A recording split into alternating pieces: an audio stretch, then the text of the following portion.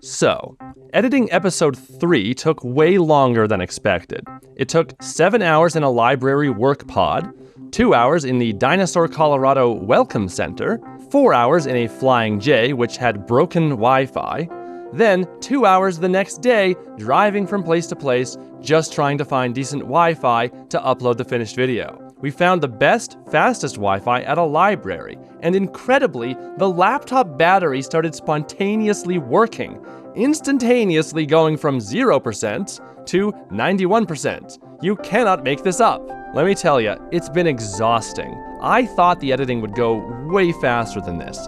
I am the macro king after all, but I don't have my 4 screens, 4 keyboards, macros, hundreds of auto hotkey scripts, and it's not any type of video that I've been used to editing for years and years and have a really fast workflow for. So yeah, it looks like video editing is going to take a lot more time during this trip than I expected. That, combined with filming the videos, writing the narration, and driving, has taken up so much time that I actually have less leisure time on this vacation than I do during a typical workday. I'm gonna need a vacation from this vacation. Still, I have no regrets. Anyway, here's our route so far.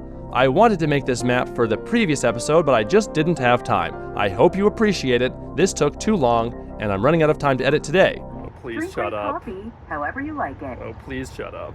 Hello, Spring. Oh, delicious new coffee flavors. Our next stop was Dinosaur National Monument, and let me tell you, these Utahns really have a dinosaur theme going on. There's dinosaurs everywhere. This is a location I remember from a childhood field trip, and it's just so freaking cool. Basically, they found dinosaur bones poking out the top of a hill, so they excavated the entire thing, finding tons of dinosaur skeletons.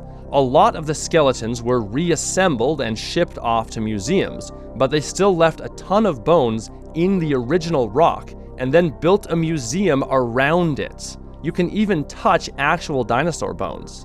This is absolutely worth checking out if you're in the area. Next, we drove to Grand Junction. This whole time, I've been trying to fly the drone, only to be rebuffed at every turn. Either it's raining, or snowing, or it's too windy, or we're too high in elevation, or it's nighttime, or we're in a national park where you're not allowed to fly drones, which I do approve of, by the way. So, despite having my license now, I still don't have many drone shots. It's hard to get them, even at the best of times. The drone only has a top speed of 57 kilometers per hour, 35 miles an hour, so I can't really use it to follow our van on the highway. Also, you need a good place to pull over, not just to deploy the drone, but also to pick it back up when you're done with the shot. You can't just pull over onto the shoulder, since that's technically for emergency use only. So, when conditions are right, what I've tried to do is scout ahead with the van, keeping all pullover spots in mind, and if it's a good route, we'll double back, launch the drone, and then pick it back up at the next pullover spot. That's my current theory anyway. It has yet to actually work. So here's a drone shot that does not have our van in it. If anyone out there has any experience with getting good travel drone shots, please tell me how you do it. After finally finishing and uploading the previous episode, we drove on to Arches National Park. This was Catherine's idea. I've never been here, and it's quite the detour. One I would not have considered, but it was absolutely worth it. The scenery on the drive there only continued to get better and better. It's terrifying. Look at that! What the heck? But the park itself is the most spectacular. It's $30 to get in, and we saw license plates from all over, even Europe somehow. I feel like I could spend hours in the visitor center alone. Catherine, of course, got her usual magnet. Before driving deeper into the park, we watched a short documentary about the geology of arches, and a woman sitting right next to me began coughing horribly. I didn't move away from her because I figured, oh, after the lessons we all learned from COVID, why would anyone walk around sick like this and not cover their mouth and wear a mask? Surely she's just a smoker. She wasn't a smoker. She was just sick. And now I'm sick 2 days later. In the meanwhile, I just had a bit of a sore throat. Arches is gorgeous and huge. It is now my favorite national park. Basically, you drive from one waypoint to another and get out and walk around to see all sorts of amazing stuff. We also visited at the perfect time of year. Not too hot, not too cold. But it also meant the campground was completely full. I could probably spend days here. But we only have half a day? Yeah. It took too long to get that video edited, so. My piddly little photos and videos cannot do this place justice. It's bigger than it looks. I'm sure there's at least one really good documentary about it somewhere, but better yet, see it in person. How do you have so much energy? I need to take you on more walks. You're running out of energy too fast. There's 5,000 feet in elevation. There's less air. Well, I had fun. Yeah, it's Did pretty you have fun? Oh, yes. That same day, we drove all the way back to the same truck stop in Grand Junction, where the Wi-Fi was still out. We had a quick meal and then drove onwards towards Denver. Catherine, Yeah? guess what email I just received? Well, did you get something related to Kasa Bonita? I was willing to do such insane stuff to make this happen. I was gonna make a video saying, "Dear Trey and Matt, please let me into Kasa Bonita." If that didn't work, I was gonna hang out in front of Kasa Bonita with a sign saying, "Do you have 2 extra spots? Will you add me and my wife to your party? I'll pay for your tickets if you let me into your party." I was going to alternatively pay for 9 people to reserve seats, because that's the only other way, but that's booked until June. So to get that email is insane. I cannot believe that just happened. Nighttime and bad weather prevented us from going any further that day, so we stopped to sleep at the C. Edwards rest area, which is about halfway to Denver. The next morning I did get some decent drone shots, just not of our own van driving.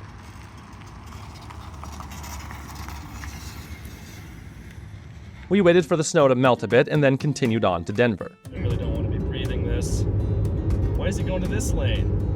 Who's he trying to pass?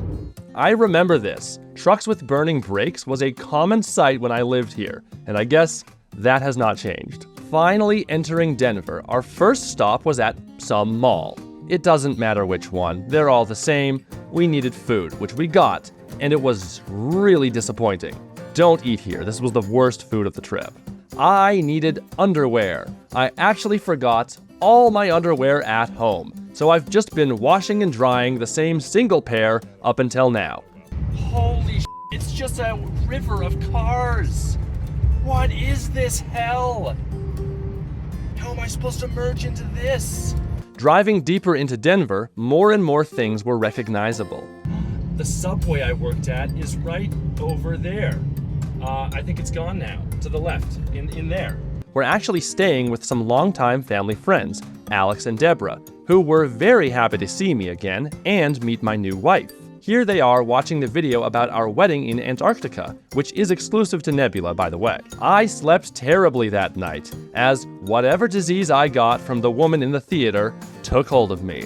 And I spent the next day and a half in bed, miserable, with a sore throat, headache, and a runny nose. I'm so glad to have a bathroom and shower just a few feet away.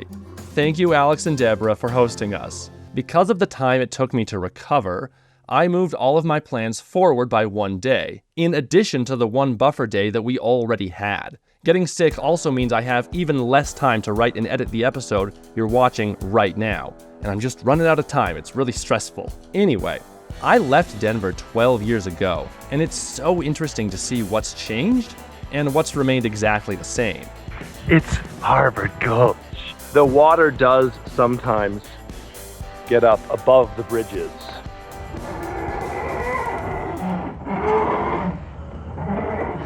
It's like a dying giraffe.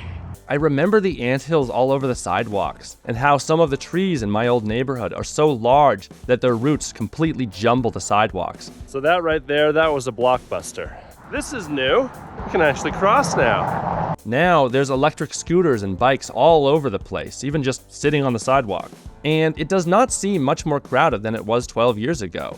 Unlike Langley, they have not been replacing all of the houses with condos and townhouses.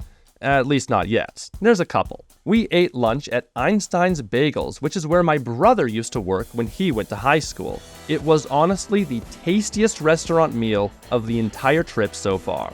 5 out of 5 stars. This is the gas station where I'd fill up my lawnmower. There's a geocache here. I still remember it. It's still here. There's nothing inside. We also visited the original Chipotle Mexican Grill, which is where I used to work for a little while, 18 years ago. I still have the work shirt. Nobody cared. The food is still good. I asked the dude at the till, "Do you guys still do tours for people from out of state?" And he says, "I don't know what that means." So I'm thinking, you don't know what a tour is? Anyway, they don't do tours anymore. Back when they did, they'd even give out free white shirts with "I've been to Evans" written on the back. There was a trap door right there. Fun fact, the basement of this place is hilariously short. It's like 5.5 feet tall. It was hard to walk around down there. But the restaurant I'm most looking forward to is Kasa Bonita. For years now, ever since that episode of South Park came out, I have been telling people that yes, Kasa Bonita is real, and yes, kids are just as excited to go as Eric Cartman is in that episode. Kasa Bonita actually declared bankruptcy later, and Trey and Matt of South Park bought the whole place, spent $40 million restoring it, and reopened it. It's really hard to get tickets right now. The only way to get in is to be on the mailing list and just wait for an email. I've been on there since June. I got insanely lucky. So, the next episode will be about Kasa Bonita, but I don't know if I'll have enough time to edit it while we're chasing good weather. Where we go on the Eclipse path depends entirely on the clouds. I will go all the way to Texas if I have to. Oh, here's a shot of what the moon looks like right now. This is our little countdown timer. The smaller it gets, the closer we get to the eclipse. I should have been doing this every night. I'll see you in the next episode.